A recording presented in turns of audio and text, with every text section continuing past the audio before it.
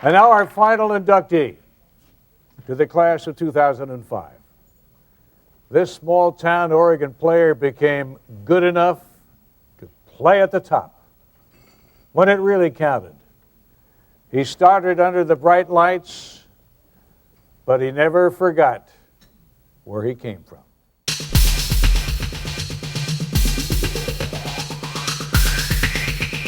One of baseball's great late bloomer stories. Scott Brosius would shine under the brightest lights in New York City. Quite a journey for a man who is really a small-town boy at heart.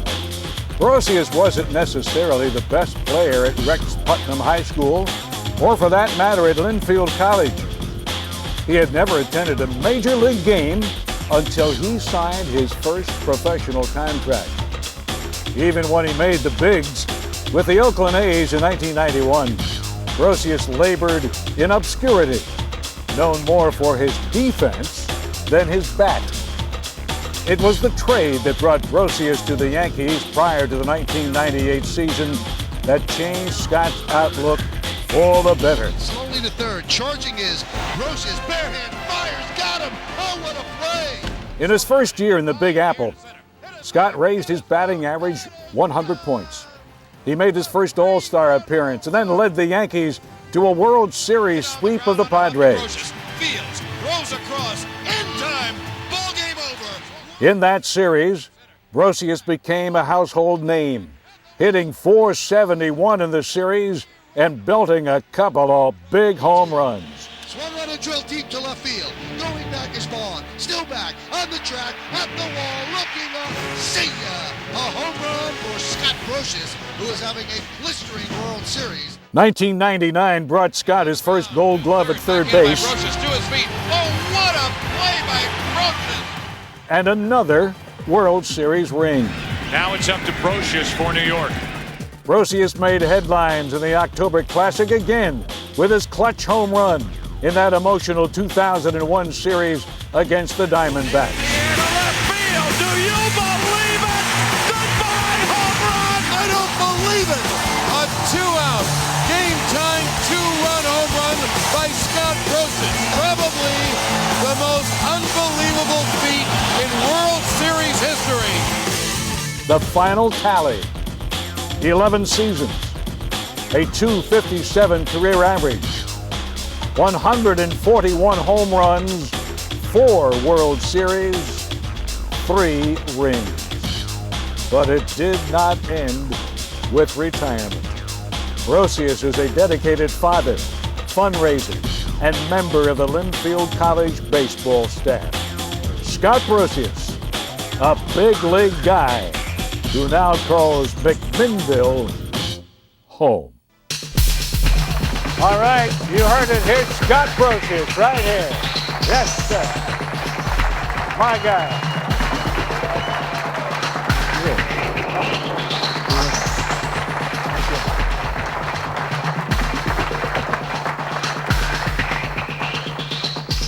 Oh, boy. Well, sit down and relax for a minute. What was it like being a New York Yankee? Yankee Stadium, the ambiance of the whole thing? Time of my life. Interesting, my last year as an Oakland A, we were the Yankees' home opener. And I remember being on the other side of the baseline, kind of looking over, and they're bringing out all the ex-players that the Yankees do and all the history and everything going on, and thinking to myself, wow, wouldn't that be cool to wear the pinstripes and do something like that? And then the very next year, I was there getting the chance to do it, and it was just the time of my life. The number one highlight while a Yankee? Number one highlight, definitely, I think, as far as on the field goes, was the first World Series. Your MVP of the World Series. That's got to be right up there, too, right? Well, that's big time. Well, for me, honestly, I think that was just kind of icing on the cake. I mean, they had to pick somebody. They could have picked anybody from the team.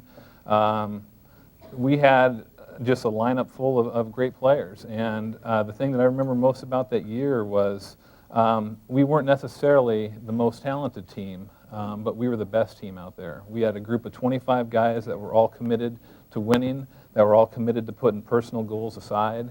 And from the first day there, it was just so refreshing to hear guys just talk about it's just about winning the title and going after the title. And so we all got along. There was a group of 25 guys that were single-minded and focused on winning, and we all got along great. We were a very close team.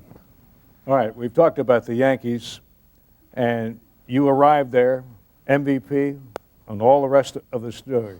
But it took a little while to get there for one Scott Brosius. Tell us that story. Well, it was certainly playing. It was kind of a long process. Like I said, from all I ever wanted to do as a kid growing up was play baseball. I was fortunate enough that I had enough ability to be able to play in high school and play beyond high school, get to college. I think Linfield College, where I played my baseball, was the perfect place for me to be. But at the same time, when I signed professionally after my junior year, I was drafted in the 20th round.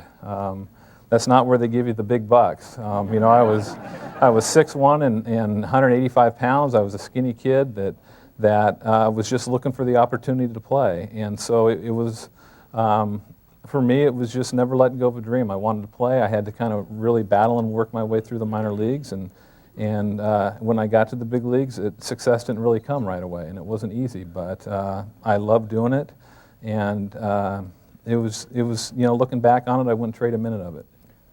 All of a sudden, you said, "That's it. You want to come home," right? Mm-hmm. I did. I think for me, my life, I felt like I came to a big decision in my life after the '97 season, where I had struggled so much my last year in Oakland. It was one of those years where, if anything could go wrong, it did. I struggled on the field. I struggled with injuries. I didn't play well. But it was also the first year that my kids were old enough that they were going back and going to school. And so I was starting to lose some time with my family as well. And I kind of just, as the season went on, I just realized that I was starting to kind of develop a little bit of a bitterness about the game.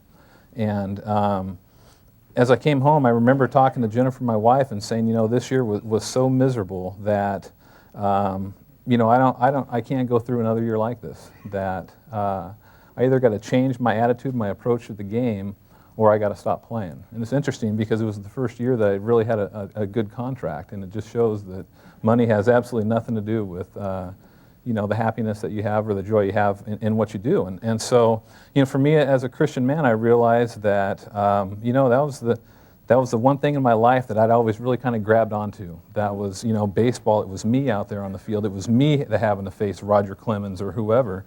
And so it always kind of held on to that real tight. And I kind of realized from that point that, if I was going to truly enjoy baseball, that I just kind of had to release that and let it go and just trust that God would put me in the place that I should be. And it was pretty interesting because it was that year that I got traded to the Yankees.